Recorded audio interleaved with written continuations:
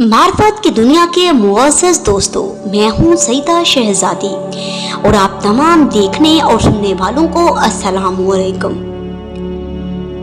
ऐ मेरे हबीब, याद करो जब हमने फरिश्तों से कहा कि हम जमीन पर एक बशर बनाने वाले हैं। जब हम इसे बना दें, इसको संवार दें और इसमें अपनी रूह दाखिल कर दें, तो तुम सबके सब सजदे में गिर जाना।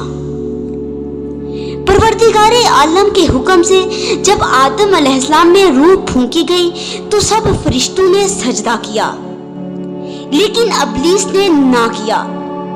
तो खुदाबंदे कद्दूस ने वजह पूछी कि आखिरकार तूने ऐसा क्यों किया।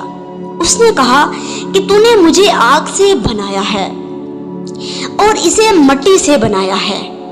परवरदिगारे आलम को इसका गरूर पसंद ना आया, तो उसने उसे रांदाए दरगाह कर दिया और कहा, ओ लाइन, निकल जा मेरे दरबार से। इब्लीस ने कहा कि मैं क़यामत तक तेरे मुखलिस बंदों के अलावा हर किसी को गुमराह करूंगा। देखिए, जब इब्लीस आज तक जिंदा है और वो आदम अलैहिस्सलाम से पहले का है, क्योंकि वो आदम अलैहिस्सलाम की खिलकत से पहले का है और आज तक जिंदा है। दुख की बात यह है कि आज तक लोग शैतान के गायब होने पर ईमान रखते हैं और इमाम महदी अलैहिस्सलाम की गैबत को तस्लीम नहीं करते।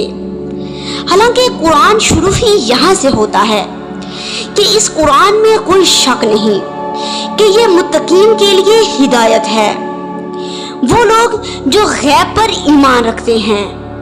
अल्लाहुम्मा सल्ली अला मुहम्मद व आले मुहम्मद व आजिल फरजहुम अजमाइन।